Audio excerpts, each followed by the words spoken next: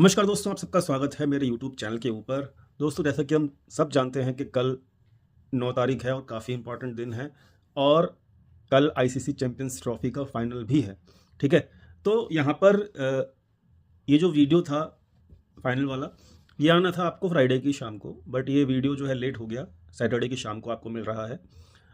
Reason बहुत simple है कि बहुत सारी परमुटेशंस कॉम्बिनेशंस लगाने पड़ते हैं, जोड़ने पड़ते हैं। किसी भी इम्पॉर्टेंट इवेंट से पहले हमको देखना पड़ता है मतलब, और यहाँ पर कुछ चीज़ें एक्स्ट्रा देखनी पड़ती हैं।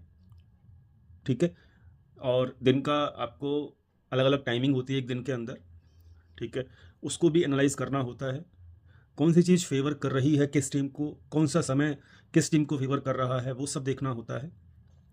तो यहाँ पर बहुत एक्स्ट्रा पॉइंट्स को कवर किया गया है। ठीक है, मैं आपको हर पॉइंट को कवर करके दूंगा इस वाले वीडियो में, तो ये वीडियो लास्ट तक जरूर देखना। और दोस्तों, अगर अभी तक हमारे चैनल को सब्सक्राइब नहीं किया है तो प्लीज़ चैनल सब्सक्राइब कर लेना, क्योंकि बहुत सारी important informations about politics, about cricket, about मतलब जिस चीज़ के बारे में आपको इन्फॉर्मेशन चाहिए, ऑलमोस्ट हर चीज़ के बारे में इन्फॉर्मेशन आपको यहाँ पे हमारे चैनल के ऊपर मिलेगी। दोस्तों, हमारा प्रेडिक्शन था आईसीसी चैंपियंस ट्रॉफी चालू होने से पहले कि इंडिया बहुत अच्छा खेलेगी। क्लियर कट वर्डिंग में था, इंडिया बहुत अच्छा खेली, फाइनल में भी पहुंची। इंडिया पाकिस्तान वाले मैच में हमने कहा था कि इंडिया जीतेगी, चाहे कुछ भी हो जाए, इंडिया जीती। इंडिया न्यूजीलैंड का जो मैच था, लीग मैच, उसमें हमने कहा था कि इंडिया न्यूजीलैंड के मैच में न्यूजीलैंड हारेगी और इंडिया जीतेगी, वही हुआ। और इंडिया अब फाइनल में पहुंच गई, क्योंकि फाइनल में पहुंचने से पहले एक सेमीफाइनल था ऑस्ट्रेलिया का, सब लोग डर रहे थे। तो यहाँ पर एस्ट्रोलॉजिकल चीज़ें जो होती हैं बयां हो जाती हैं पहले से पहले, और इंडिया ऑस्ट्रेलिया के मैच से पहले भी बोला गया था साफ साफ कि भाई मैं इंडिया के फेवर में हूँ और इंडिया जो है जीत सकती है। हुआ वही, इंडिया सेमीफाइनल में जीत गई और फाइनल में पहुंच चुकी है।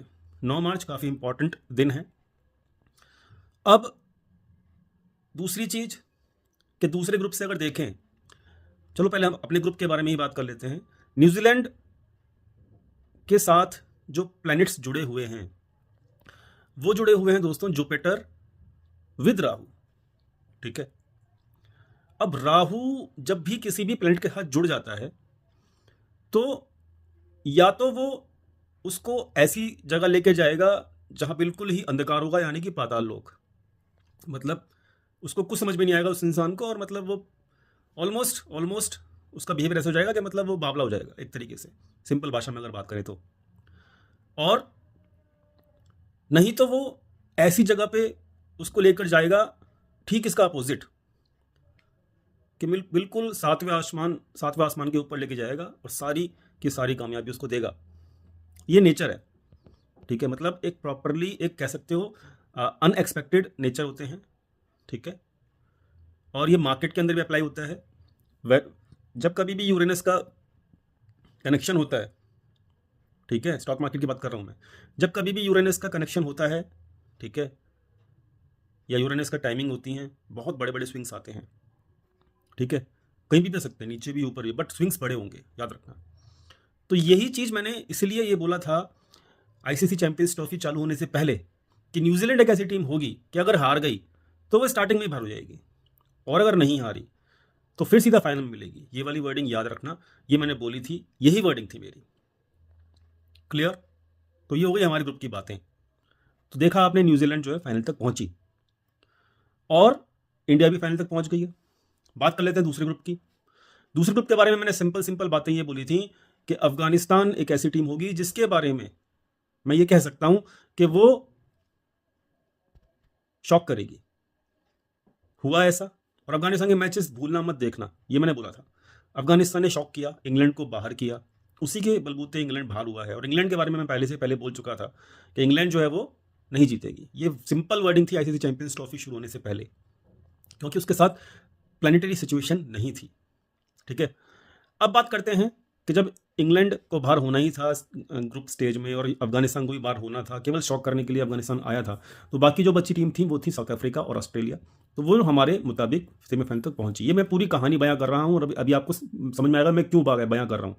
वीडियो के लास्ट में समझ में आएगा। कुछ लोग कहते हैं ना कि अरे सिंपल सा बोल दो ना भाई, क्यों उलझा रहे हो। मैं उलझा नहीं रहा, आपको समझा रहा हूँ।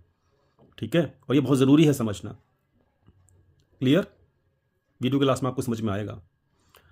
अब हम सेमीफाइनल में पहुंच गए। सेमीफाइनल में पहुंचने के बाद हमको चार टीमें मिलनी थी, जो Australia, south Africa, India, New Zealand, वो मिल गई। हमने प्रेडिक्ट भी किया था पहले से पहले। वो चारों टीमें पहुंची।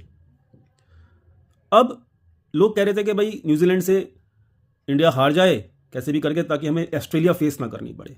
But I was damn sure, I was 100% sure कि न्यूजीलैंड से जीतकर इंडिया ऑस्ट्रेलिया से खेलेगी। क्यों? क्योंकि ऑस्ट्रेलिया को जब जब इंडिया ने हराया है सेमीफाइनल में, उसका भला ही हुआ है। आप जाके हिस्ट्री चेक कर लेना। क्योंकि अगर फाइनल में पहुंच जाती अगर ऑस्ट्रेलिया, देन ये प्रॉब्लमेटिक हो सकता था। बट वो पहुंचनी नहीं थी, ऑस्ट्रेलिया पहुंचनी नहीं थी फाइनल में, और ऑस्ट्रेलिया को हराने के लिए इंडिया ही एक मजबूत टीम थी। ये होना था। तो ये एक नेचर का साइन होता है कि जो काम करने के लिए जो चीज़ की ज़रूरत पड़ती है, वो नेचर उस चीज़ को करवाता है। और इसीलिए न्यूजीलैंड को हारना पड़ा 3 तारीख को। क्लियर? समझ में आया? और ऑस्ट्रेलिया को बाहर करने वाली टीम एक ही हो सकती थी, केवल और केवल इंडिया। और आई वॉज 100% श्योर कि इंडिया ऑस्ट्रेलिया को बीट करेगी और फाइनल में पहुंचेगी। मैंने बताया भी था, और वो हुआ भी। समझ में आया? अब इंडिया तो पहुंच गई। अब उधर आया पेच फंसा। किस चीज़ का? जहां पर हम गलत साबित हुए। पेच फंसा कौन सा? South Africa versus New Zealand. अब साउथ अफ्रीका के साथ, अब देखो, न्यूजीलैंड, इंडिया और साउथ अफ्रीका, ये तीनों के तीनों जो इनके जो कैप्टन हैं, वो उनका रूलिंग प्लैनेट इस वक्त क्योंकि ये चेंज होते रहते हैं, ठीक है, जो करंट टाइम चल रहा है उसके हिसाब से तीनों के रूलिंग प्लैनेट जो हैं, वो उनकी महादशा जो चल रही है बेसिकली, वो चल रही है जुपिटर की। और इसलिए टॉप 3 टीम रही, ऑस्ट्रेलिया नहीं पहुंच पाई। सिंपल सी बात है। और वो पहुंचनी नहीं थी। I was 100% sure. ये मैं आपको आज डिस्क्लोज कर रहा हूँ कि ऑस्ट्रेलिया क्यों नहीं पहुंचनी थी। तो जुपिटर जो है वो तीनों का रूलिंग प्लैनेट है, ठीक है।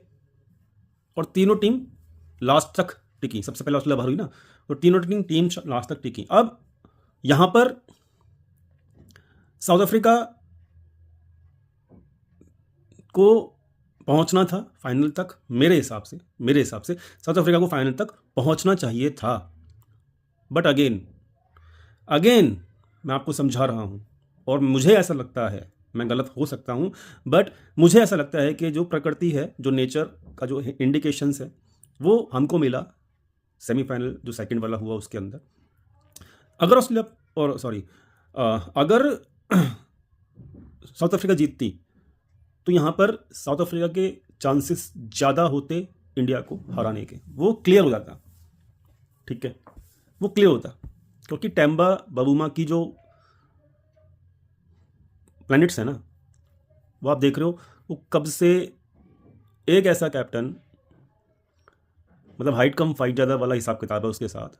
वो केवल प्लानिटरी सिचुएशन के हिसाब से ही अपनी टीम को हर इवेंट के अंदर 2023 के अंदर देख लो, सेमीफाइनल तक पहुंचा, WTC फाइनल में पहुंचा दिया उस बंदे ने, है ना।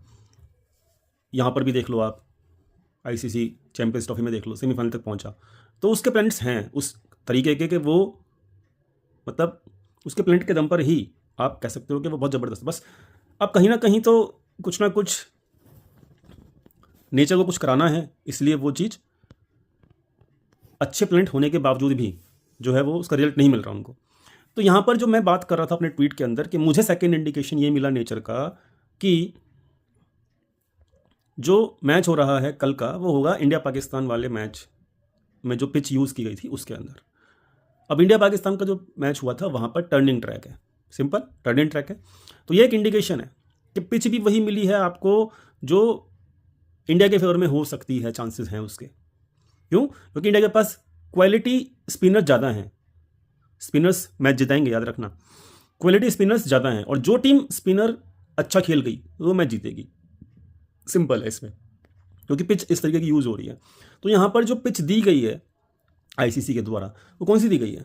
पाकिस्तान वाले मैच के। और पाकिस्तान वाले मैच में उस पिच का बिहेवियर आप जानते हो, कितना टर्निंग ट्रैक है वो, और कितना ज़्यादा क्वालिटी स्पिनर इंडिया के पास है in comparison to New Zealand. New Zealand के पास है, बट वो एक ही है, सेंटनर, और कोई क्वालिटी स्पिनर नहीं है। बाकी सब पार्ट टाइम कह सकते हो आप हैं, ठीक है, चाहे वो ब्रेसवेल हो, चाहे वो अचिन रविंद्र हो, चाहे वो कोई भी हो, लेकिन क्वालिटी रेगुलर स्पिनर्स वो इंडिया के पास है। तो ये एक फेवर था जिसकी वजह से मैंने बोला था कि सेकंड इंडिकेशन मुझे ये मिला, और फर्स्ट इंडिकेशन ये मुझे मिला कि अगर अफ्रीका आती तो अफ्रीका के पास एक अपर हैंड होता इंडिया को हराने का फाइनल में, समझे।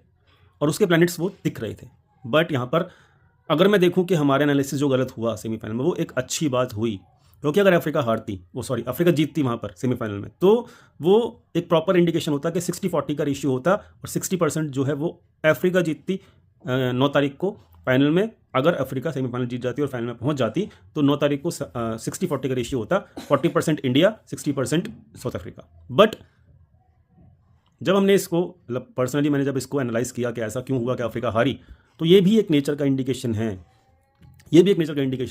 कि अफ्रीका को हरवाया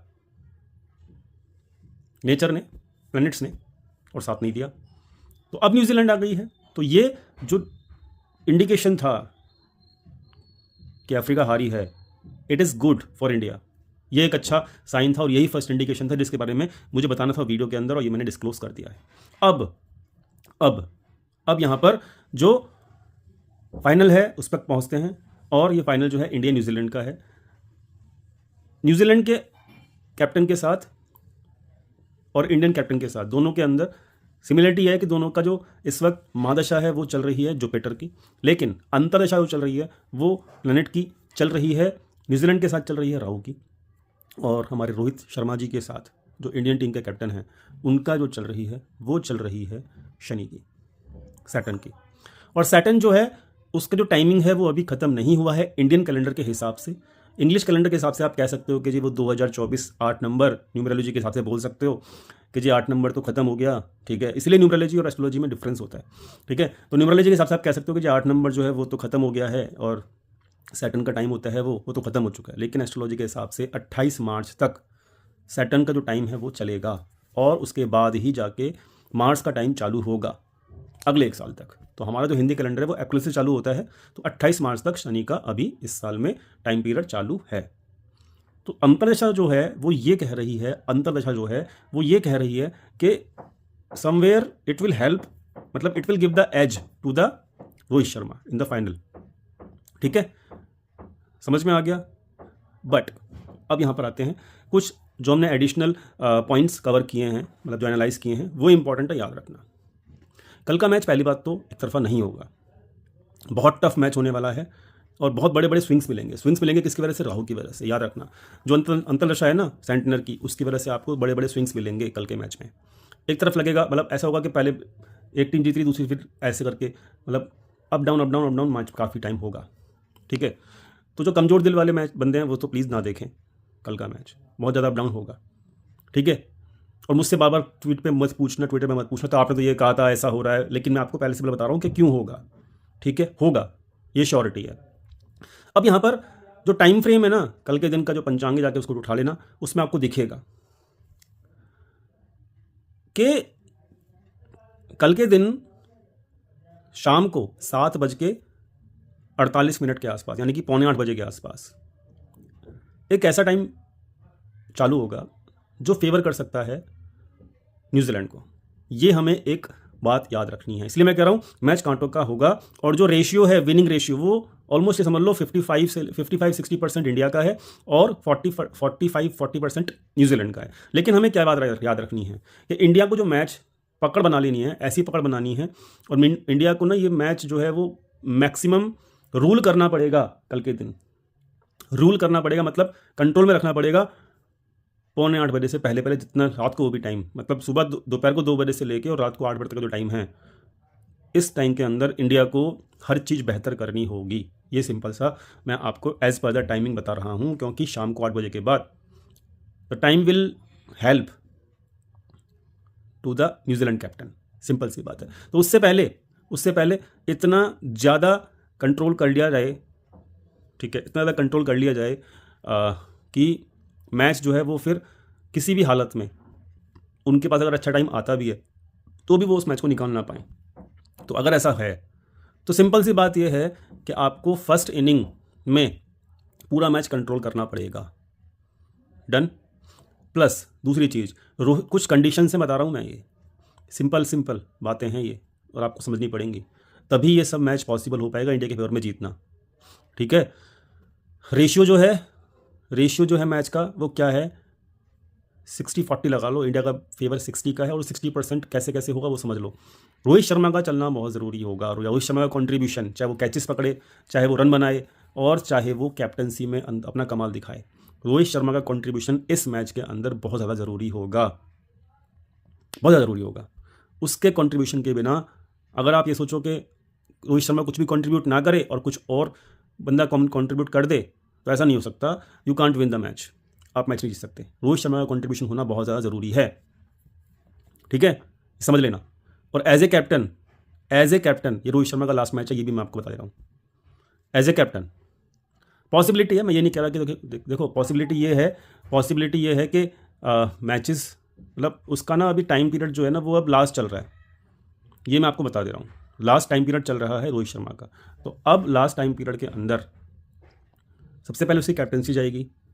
ठीक है, उसको खुद ही छोड़ देना चाहिए मेरे हिसाब से। हालांकि इसके ऊपर एक बहुत डीप एनालिसिस करके और मैं एक अलग से वीडियो बना दूंगा, but now it is the last time for the Rohit Sharma as a captain. ठीक है, तो मैंने आपको टाइमिंग बता दिया। टाइमिंग बहुत सिंपल है। जो इंडिया के फेवर की टाइमिंग है वो है 4 बजे से लेके और सॉरी 4:30 बजे से लेके शाम को, और 6:30 बजे तक का टाइम जो है वो इंडिया को ज़्यादा फेवर करेगा। और 7:45 बजे से लेके और जब तक मैच खत्म होगा वो टाइम फेवर जो है वो न्यूजीलैंड को फेवर करेगा। और इसलिए इंडिया को हर चीज़ जो है बेहतर करनी पड़ेगी। और वो ये कौन है, रोहित शर्मा को ज़्यादा से ज़्यादा कॉन्ट्रीब्यूशन करना पड़ेगा कल के दिन। फेवर 60% इंडिया का है, बट सिंपल है इंडिया का इसलिए क्योंकि रोहित शर्मा की जो प्लैनेट्स हैं वो ज़्यादा पावरफुल हैं इन कंपैरिजन टू सेंटनर, ये मैं आपको बता रहा हूँ। लेकिन जो वो टाइम पीरियड है ना 7:45 बजे से लेके जो भद्रा काल चालू होगा, वो एक नेगेटिव टाइम पीरियड होता है और वो चालू होगा कल शाम को 7:45 बजे से। तो वो नेगेटिव टाइम पीरियड जो होगा, और ऊपर से राहु जो कि ऑलरेडी नेगेटिव प्लैनेट है, तो नेगेटिव प्लैनेट जो है वो ज़्यादा असर दिखाएगा नेगेटिव टाइम पीरियड के अंदर, जो कि शाम को कल चालू हो रहा है 7:45 बजे से। इसलिए मैं कह रहा हूँ सारा जो आपका मैच है वो कंट्रोल करना पड़ेगा 8 बजे से पहले ही। इतना डेंट कर दो कि मतलब उस डेंट से निकलना ही भारी पड़ जाए। ठीक है, समझ में आ गया। बाकी ट्विटर ज्वाइन करिए। ट्विटर पे लाइव मैचेस के अंदर कुछ नंबर्स दूंगा मैं और कुछ हिंट दे दूंगा मैं लाइव मैच के अंदर, जो भी मुझे लगेगा वो मैं ट्विटर पे डालता रहूँगा। ट्विटर का जो लिंक है वो डिस्क्रिप्शन में दिया हुआ है। मेरा जो विनिंग परसेंटेज है वो 60% इंडिया का और 40% न्यूजीलैंड का। 60% इंडिया का इसीलिए क्योंकि प्लैनेट्स जो हैं वो रोहित शर्मा के बैटर हैं और सेंटनर के उतने अच्छे बैटर नहीं हैं। प्लस कंडीशंस हैं, टर्म्स एंड कंडीशन है। टर्म्स एंड कंडीशन यही है कि आपको 8 बजे से पहले पूरा मैच कंट्रोल करना पड़ेगा। दिस इज़ इंपॉर्टेंट और दिस इज़ मतलब ये सबसे ज़्यादा इंपॉर्टेंट चीज़ यही है। ठीक है, चलो आई होप वीडियो समझ में आ गया होगा। बहुत ज़्यादा अप डाउन मैच होगा, याद रखना। कमज़ोर दिल वाले ना देखें, ये भी याद रखना। और 60-40 का रेशियो है विनिंग परसेंटेज अगर देखा जाए तो as per the planets. Thank you.